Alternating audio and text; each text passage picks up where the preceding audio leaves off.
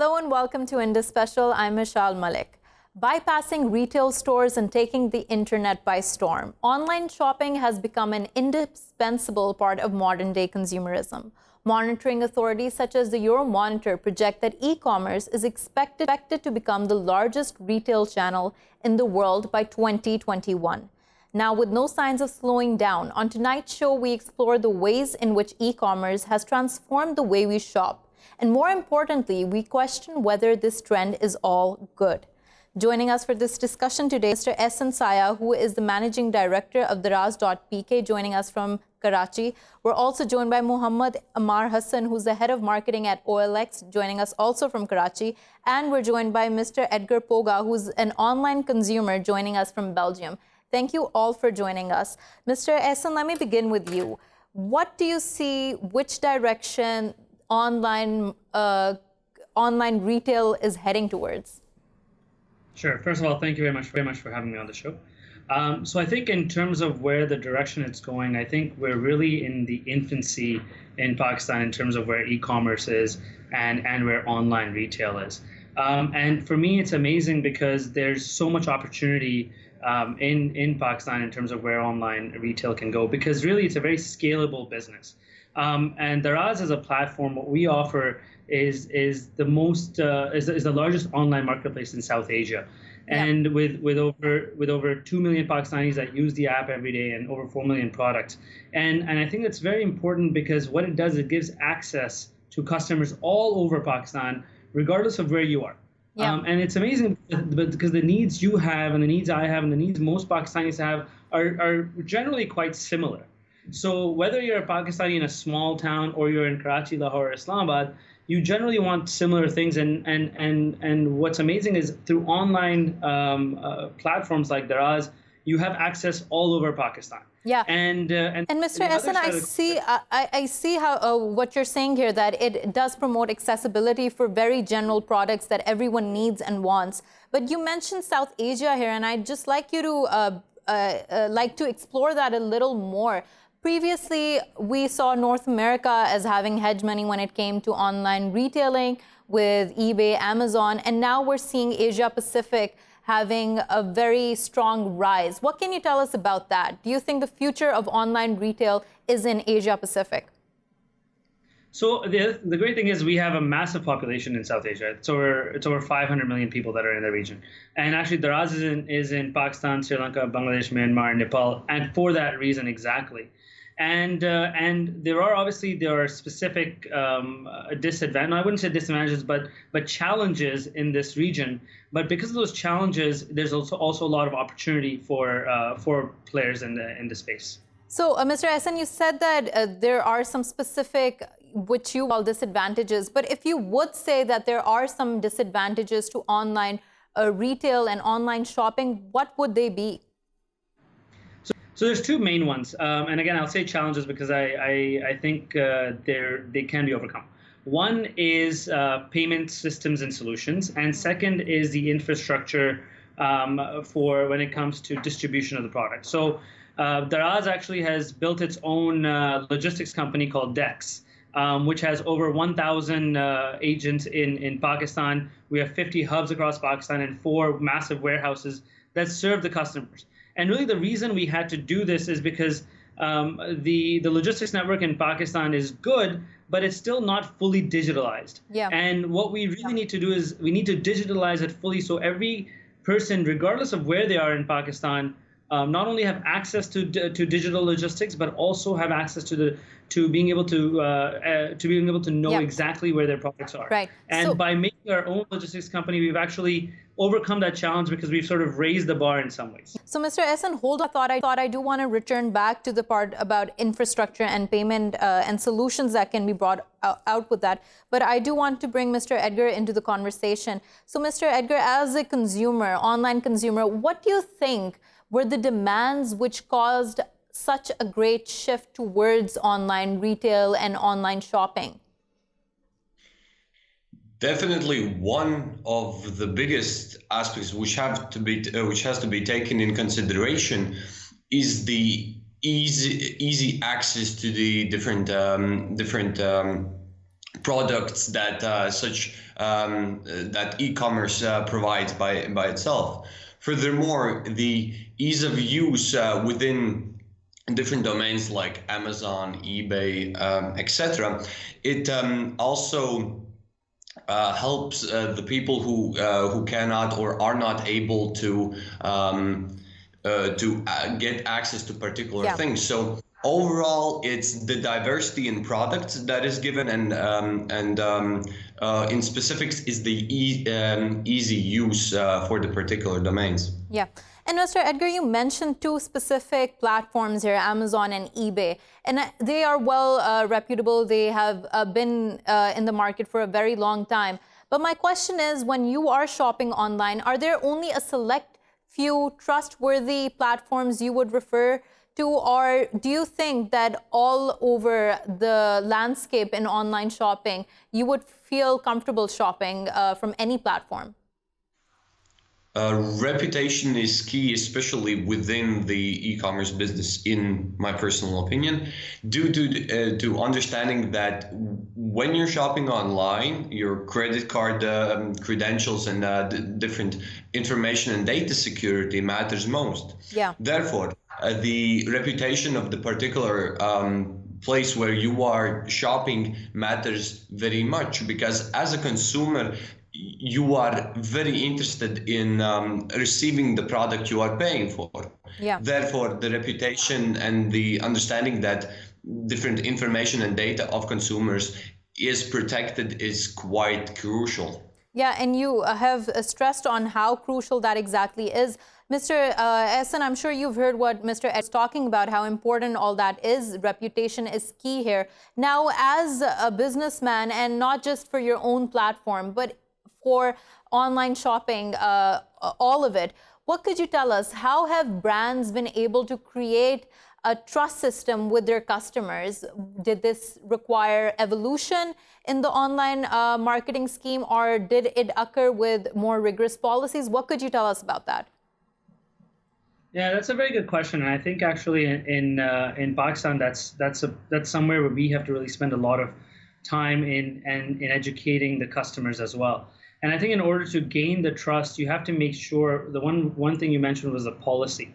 And that's very, very important. And I can at least speak on behalf of Daraz, what we do. And I think a lot of players in the space will have to continue to do this. And what we do is we make sure the customer is always protected. And we have thousands of marketplace participants. And our most important job is to really make sure the customer is always protected. So, for example, if we have something called a purchase protection policy, where we offer that the product you will get will be a genuine product. You will get what you order. We offer safe and secure payments, and we offer free and easy returns. And it's very important to offer those to the customer because they need to be able to feel, because they cannot touch the product, that they can actually they have security once they buy the product. Yeah. Secondly, what's really important is to be able to offer things like ratings and reviews, where if you go buy something and you can voice your concerns if you didn't like the product, or if you really like the product, you can rate it well. What it allows is it makes a level playing field, where if a seller is really not a good seller, that us as consumers can actually say over time that, hey, this seller is not a good seller, and we recommend other customers to not buy. I'm sorry to interrupt here, but I do have a question related to that. As a customer, we see many online reviews, and the question that comes across most online consumers is whether this review is real or not, whether it's fake, whether it's someone sitting behind the keyboard belonging to the company itself writing raving reviews, or it's competition writing a bad review. So how does the consumer at home know that it's authentic? Of course. So we actually have technology in place that makes sure that these reviews are actually genuine reviews. And by and large, actually, when there's fake reviews, they would be removed from our platform. And so customers can be assured that the reviews that they're seeing are actually genuine. And second part of that is, besides the reviews, we also actually look at the performance a seller has had, for example. Those are factual data that we have. So, for example, if their returns are too high, or if they're not fulfilling a product fast enough, those are factual pieces of data we have that go in determining the seller's quality and ratings.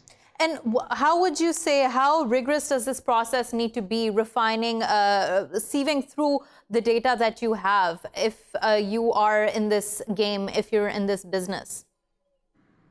I think it's actually very, very paramount, because I think it's essential for us to make sure that we hold sellers accountable. And we also offer them a platform that allows them access to all of Pakistan. But we need to make sure that it's there's a sandbox in which they have to play within. And today we have over 20,000 sellers, and we spend actually a lot of money on educating them for free through something called Daraz University, where we actually educate them entirely from end to end on how they should improve their business.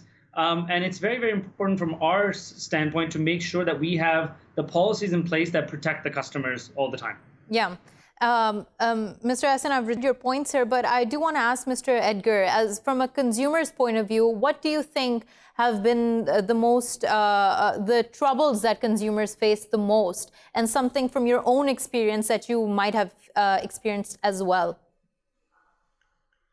Definitely the biggest aspect which has to be mentioned for consumers is particularly scams or unchecked information, which is basically on the basis of a particular, let's say, buy, meaning that consumers are mostly threatened by different fake accounts creating fake products, which can utilize different e-commerce websites for their own financial benefit.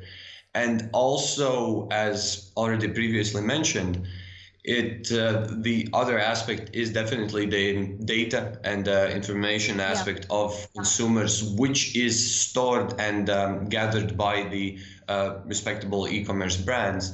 Therefore, such aspects as data security and proofing, checking the different sellers upon the websites is definitely a crucial aspect, which at different points has threatened the consumers, but overall there also needs to be a mechanism to protect the consumer from firstly being scammed and the data being lost. And Mr. Edgar, I'm going to ask Ehsan here. You also mentioned how your platform ensures safety of the consumers, but could you just give us a general sense of the online world and how much of a threat are scams and how much of a threat are hackers in this day and age, and what's exactly happening in the online world to protect not only consumers from it, but also companies? Right. I think the one thing that Edgar mentioned that was very important is data security. And we have the best-in-class technology to make sure that the data of our customers is protected. Their buying behaviors, their credit card information is all things that we really hold very closely, and we protect it with the best technology in the world. And those are things that I think all online businesses have to be wary of. Those are things that it's frankly naive if you don't put in place the right systems to make sure that your customer is protected. So that's something that we do very well, and something that I think our team is very proud of. And you mentioned here specifically buying behaviors. What do you mean by that? Because we hear a lot about this these days, how algorithms determine buying behavior and how consumers are finding this much more aggressive than what they anticipated it to be. So what do you mean here exactly?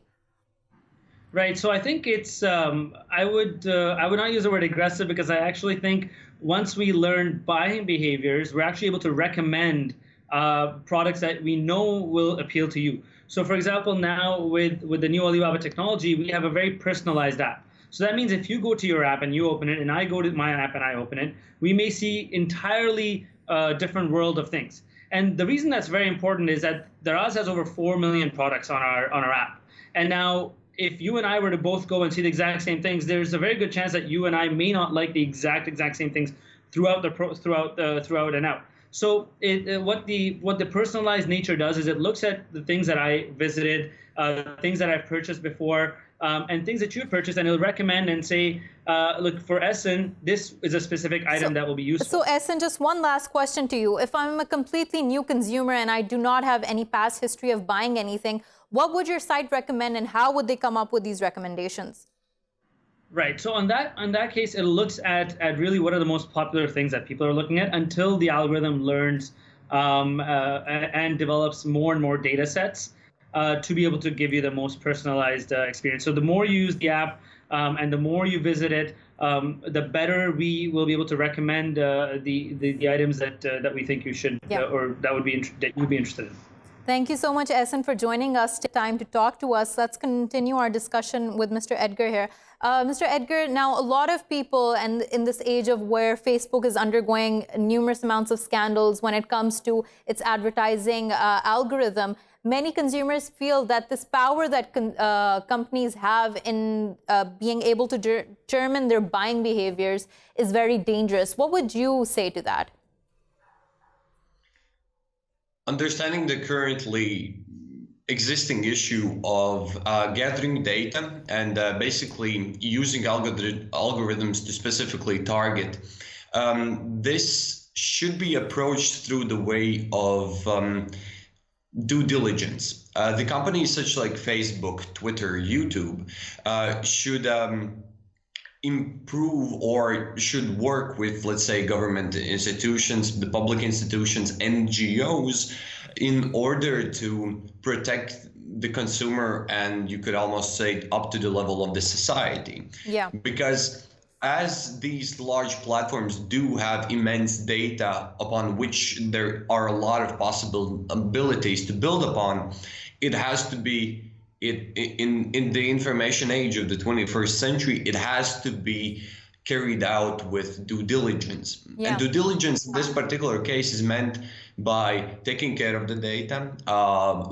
not providing the data to, let's say, third companies, to other state institutions, or cooperating with international organizations and state institutions. Basically carrying and taking care, making sure that the data is safe and it's protected. I take that point, and we're also joined by Mr. Mohammed Ammar Hassan, who's the head of marketing at OLX. And Mr. Ammar, I'm sure you've heard of the conversation that was going on here. We were talking about advertising algorithms, but before we get to that, I just want to ask you, how do you think online shopping has changed the scheme of marketing for companies? I think it's, I'll just give you a background of how it's changed our game. Back 8 years back, we are into the business of online classifieds, and people used to post ads in newspapers. And after 8 years, we have kind of really drastically dominated the entire landscape of classifieds. So people have changed their consumer habits to online. They are now doing the research more online, which is leading to the decision making online. You have more levers and more things to compare online rather than when you're going to window shopping. It takes more time. And then it's quite a back and forth two-way communication online. You buy a thing in a physical world, you don't get to review it. In the real world, you have the power to tell the user or the seller that the thing that you sold me, it's not actually pretty good. So it's a two-way communication. Marketing, I think we have we're going to experience a new era of marketing for a digital brand as well. In India, the top 5 advertisers are Flipkart and Amazon. In Pakistan, it's still the FMCG companies like Unilever and Samsungs and telcos. So I think Pakistan is on the tipping point.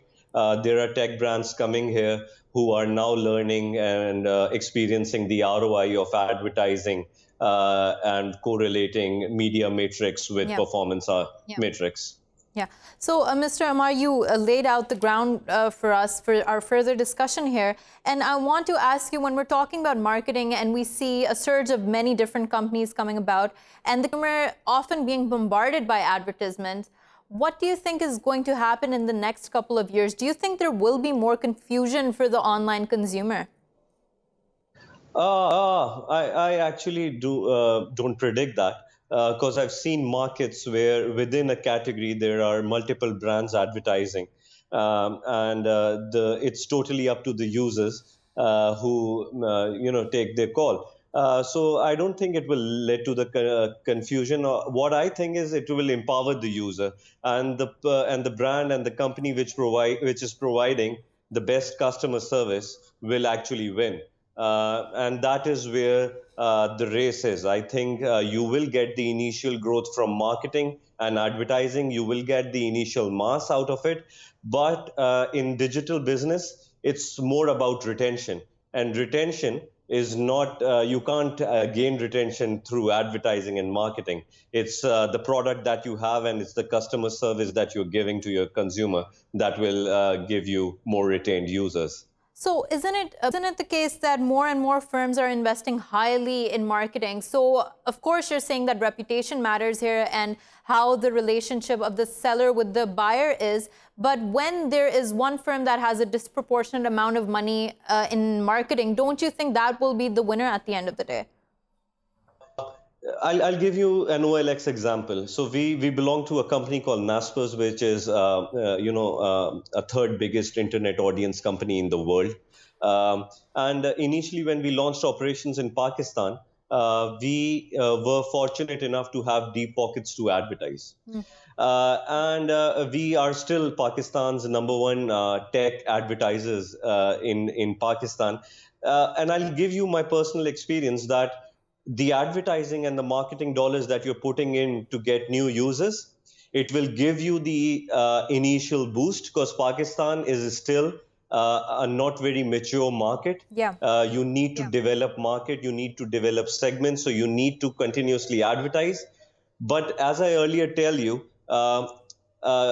the growth of your user base depends on the new user coming in and the retained users that you are managing to hold on with your previous marketing effort. So if you have a leaky bucket, if you are losing customers, then no matter how much money you pump in, and eventually the investors and the board, they will ask you that what marketing you are doing, what is the ROI to that? And if you're losing customers, it will always be a leaky bucket. Yeah, and you talked about retaining customers with so many products, and you said this before too, and I quote that you get much more variety with online shopping than you would if you go window shopping. With all that variety, how difficult is it for a firm, a platform selling products to retain their customer? Actually, unfortunately, what I'm seeing here is that it is going to a traditional telco war kind of a thing. It is coming to a price war. And unfortunately, in a price war, you keep on giving discounts and you keep on winning the customers through discounts. And what it will actually result in is people will actually be very price conscious rather than quality conscious. And I've experienced complaints from users which towards brand which are working in our e-commerce sector that the discounts and the quality of the product, you're getting a lot of fake things, you're getting copies, and I personally do not want it to go over there. I want that people have the credibility towards this medium, and I'm very confident that hopefully in future brands like Daraz, who are market leaders in e-com, and other players to follow, they will build that credibility rather than just the discount and the. And Mr. Ammar, hold on to that thought, but I do want to take this question to Mr. Edgar as well. You heard Mr. Ammar talk about how there are price wars, and ultimately whether the consumer, and for the consumer that's always good, price wars, discounts, but ultimately it will be the consumer who suffers. Is that your opinion regarding this as well?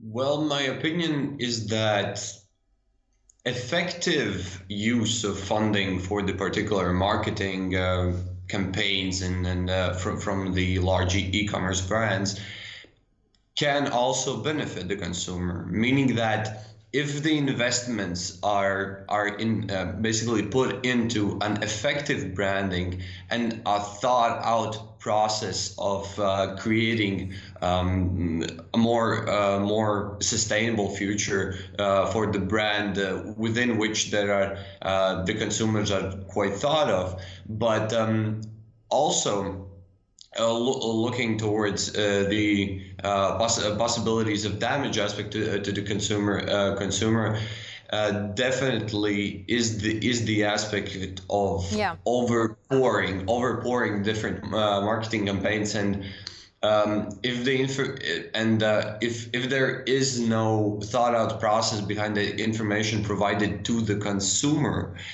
it can definitely damage not only the e-commerce brand but also the consumer itself. And Mr. Edgar, let me ask you this. As someone who buys products online, is there one specific brand you always go towards, one specific platform you always go towards more than the others? And what has this platform done successfully to retain your buyership? Well, definitely, as previously mentioned, argument of price, there has to be mentioned the big players in the sphere as eBay or Amazon. eBay is quite associated with cheap price possibilities, where there are a lot of discounts, where there's a lot of possibilities to get products for cheap prices. However, that particular domain lacks in the necessary quality it provides. Whereas, let's say for Amazon provides a higher price in overall, and also there are also discounts, but with Amazon, with such things like Amazon Prime, with Amazon quick delivery times, it is made easy to use for the consumer. Basically, you not only get the product in the necessary quality, but also you get it fast. So basically, these two big players have done successfully the aspect of understanding which is their targeted consumer. Is it the cheaper price? Then you're interested in eBay. Is it maybe quality, higher price, but let's say faster shipping times? Then it's Amazon. Yep. So, Mr. Ammar, as you must have heard Mr. Edgar talk about eBay and Amazon, I want to know your opinion on how and what can be learned from these big players like eBay, Amazon in this part of the world. What are some of the takeaways from their models that have made them so successful? eBay and Amazon, obviously, they are they belong to an e-retailing category, and I would probably kind of link it with OLX, where it's a C2C classified and people selling things to other buyers. And what I have observed is that trust and safety is one of the major issue in Pakistan and other Asian countries. I think if any of the brands working in this category cracks this code and give the user the credibility and the assurance that if they're buying something online, you are being protected by the brand, or is there any other thing that the brand can do to make their users safe? Yeah. I think that's one of the issues. The other thing is also payments. I think payment infrastructure in Pakistan is not yet mature. There are a lot of payments happening, cash on delivery, credit card usage, not that much. So I think as soon as the payment methods and the trust and safety scenario, it gets better, they'll be able to crack. So, Mr. Ammar, just one last question to you. We've been hearing news of how Amazon is going to close down in China. Do you think that online retailing, the future is in China and this part of the world as opposed to in North America? I think if you're talking about growth, I think the growth is here, obviously, in this region. Brazil and Argentina, they are growing pretty well. They are, they're 5 to 10 times ahead than how Pakistan and other similar countries are operating. But the next big growth I think it's pretty much in this region. So that is why you see a lot of international companies investing in India, Pakistan, and similar region, China. We have a company in China with the name of Tencent, and it's one of the top 10 growing company Yeah. in the tech landscape. With the inclusion of WeChat and the gaming things coming up. I think China in this region has a really, really strong prospect. Thank you for those last comments, and thank you for talking to us, Mr. Muhammad Ammar Hassan, and thank you so much, Mr. Edgar Poga, for joining us. We're going to go for a short break. Stay with us.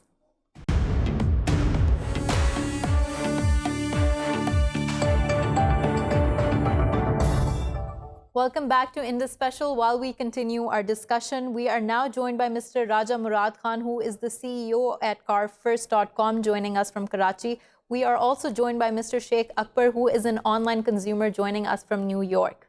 Mr. Murad Khan, let me begin with you. Take us through your business model, what it does, and how it is unique. Okay, so we are an online auction company for the auto sector. Our business model is actually pretty simple. It's also pretty complicated in trying to often explain it. But our core business is the business of buying cars, which are then put online on an app that we've built ourselves. And a lot of car dealers and corporates end up bidding for those cars, right? So it's essentially a bit of a reverse auction where consumers end up selling their cars, and we facilitate as a service provider to auction them to get them the best possible price for that car. So the person you're trying to benefit in this scheme of things is the person who's trying to sell their car? The seller and the buyer. Of course, we've got a lot of value propositions for the eventual buyers for these cars, the dealerships or the businesses in the trade or the corporates that we often do a lot of work with. We make it a lot easier for them to really look for stock and look for cars, give them some very, very clean up and very easy options to find cars. These are certified, verified. There's a bit more tracking happening in all of this. So, and of course, for the sorry, go ahead. So you also mentioned here that you guys have an app. Tell us more about this. Why did you feel it was necessary to make an app for this? I mean, so you see, when we started off, it was quite an online, offline sort of a thing, and eventually we sort of realized that we, as our volume started to go up, and we kind of needed to cater to a bigger pool of buyers, and we started spreading to a bigger geographic footprint within the country. So we very quickly realized that we needed a lot more data points. We needed to have a lot more authenticity in the information that we're passing on, and have a lot more clarity, both on an internal point of view as an organization, and externally as a with our customers and buyers and sellers and everybody. So, Mr. Murad, hold on to that thought. I want to ask Sheikh Akbar here, what do you think is the ease of apps when it comes to the consumer? Now, we have many different apps going from ride sharing to food. Why do you think it's necessary in this day and age? And do you think it is actually ease? I mean, as for the consumer side, it's these days, especially in this technology, 21st, it's, the apps are really making very easier for the consumers to buy and sell their products. For example, if I like the other person, Mr. Murad mentioned, if a person wants to buy, they don't have to go out. They don't have to wait there for like 3 to 4 hours. Example, let's take a Black Friday shopping. There are people just go crazy for it. They have to go there for like 8 hours before, to stand in line just to get the same product that you can get that online. So but do you think that these exclusive products, now we have heard of this culture of standing in long queues, and you belonging to New York, you must be familiar with it, standing in long queues for exclusive products. But do you think these apps and online sites offer that same exclusivity when it comes to products? I mean, sure it does. I mean, sometimes it does. I mean, you just have to pick the right site. I mean, there are like a lot of fraudulent sites that just imitate the actual, trying to be very authentic, but absolutely, like, we just have to keep an eye out. I mean, for example, as you you're working there for 8 hours and you wanted to buy something, probably you're just gonna order. You're just gonna order online and just go home and it's ready there. Yeah. You know. And Mr. Akbar, you mentioned here that you have to keep an eye out for the right site. How do you select and choose the right site when you are buying products? I mean, right now, the more authentic, I would say, Amazon, Amazon.com, or when it comes, there's another one, Alibaba. There are a couple of sites that people really aware of it, and personally, me, like, I mostly buy online buy things from Amazon.com, which is more popular, and that's about it. And I don't do anything other than the Amazon. Yeah, so you have a certain go-to site there. And Mr. Murad Khan, when talking about this, and Mr. Akbar also mentioned some trustworthy sites that he always goes to. How do you think that your company and companies that are dealing with very expensive products should brand themselves in a way that they are seen as being trustworthy? I mean, this is really a factor of, putting in a bit more time, going through the grind. And yes, credibility, reliability, these are things that really come after a while. And of course, a very big and important portion of this is to really, to continuously do the right thing. We all make mistakes. I mean, we've like made our fair share of mistakes. It's the more important thing is coming out transparent and coming out open with our customers. And sometimes it's okay to say, hey guys, really sorry, but I made a mistake here, and let's try and fix it. Mr. Murad, let me ask this. You're saying that a business model should do the right thing. Now, let me ask you a question. It's a loaded question here, but don't you think by virtue of the fact that they're operating on a business model, it's not always profitable to do the right thing? Look, I mean, in this day and age, especially with the online world, I think our customer in general knows a lot more. The customer is a lot more aware. He's a lot more educated. There's a lot more information available. So while yes, profitability is obviously important, but when you go on and think about it for the long haul, and you kind of think about the kind of damage that a mistake that a mistake can cause you in the long haul. I think in most cases you would think that it's more profitable to come out in the open, accept your mistakes, learn from your mistakes, most importantly, because credibility is really what's going to drive this particular industry or the entire online world or business or retail in general forward. So, right. Yeah. So, Mr. Murad, that consumers are much more aware, they are much more educated. Now, let's assume that that is true. But what about those consumers who are not as educated, are not as knowledgeable about what's happening around them? What needs to be done to protect them? I mean, obviously, I think there has to be certain degrees of, government legislation that is going to take us forward in that end. Customer protection, looking out for the masses in general. Those are very important. That said, in the at present as well, with the kind of competition coming in and with the kind of businesses that are coming online. Companies can really not afford, or retailers online can really not afford to, kind of go into, taking a customer for a ride, really, because, we do end up working on referral systems. And with all this cross-border buying and selling, do you think that international legislation is robust enough to protect the consumer, or do you think there needs to be further development in this area? I think there definitely needs to be a lot more development, in this area, especially with the, the more third world or the more developing economies. I think that's the correct word. The underdeveloped economy and the systems that they have. I think there's a bit of a process to go over there before we can really say and throw ourselves out as an international player.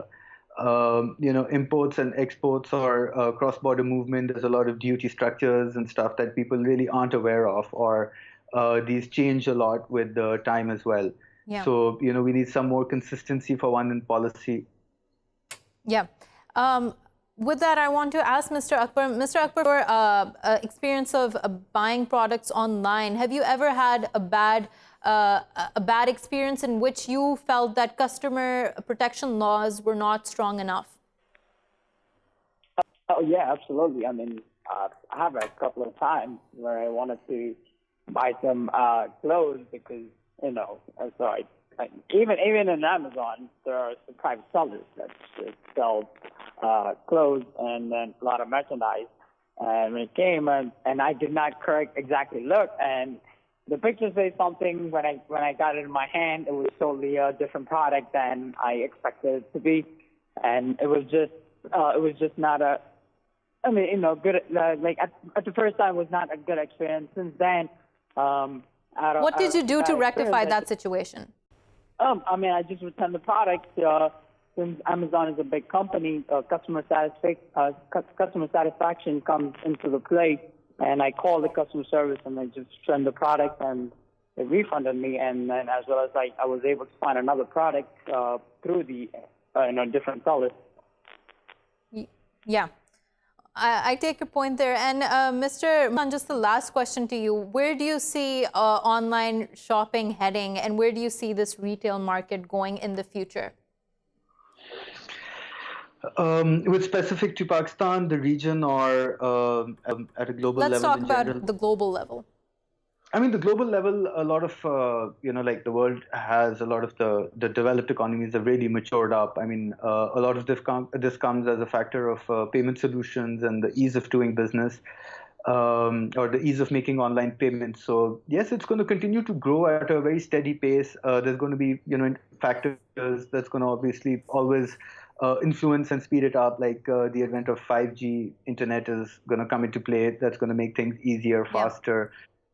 As the newer generations come in, they're going to be a bit more tech savvy year on year or on a regular basis. Everybody's going to have to, so come Mr. online. Murad, do you see online shopping, online retail replacing traditional forms of shopping as a dominant form? Replacing, absolutely not. I think they're both going to have to learn to, sort of coexist. I think the brick and mortar retail is definitely a very important part of people's lives. I'm quite an online shopper and I quite enjoy going to stores as well every so often. So I don't see them completely being replaced. But I think there's going to be, if I'm not mistaken, I think 10% of all international retail is online right now, and that number is going to go up. I think it's going to go up to 25-30%, and maybe even catch up to about the 50% mark in the coming years. Yeah. But I think the future is bright there. Future is bright. Future is bright. Thank you so much, Mr. Khan, for joining us and talking to us. Thank you so much, Mr. Sheikh Akbar, for talking to us. Thanks for watching Indus Special. We will see you again tomorrow with more stories. Till then, goodbye and take care.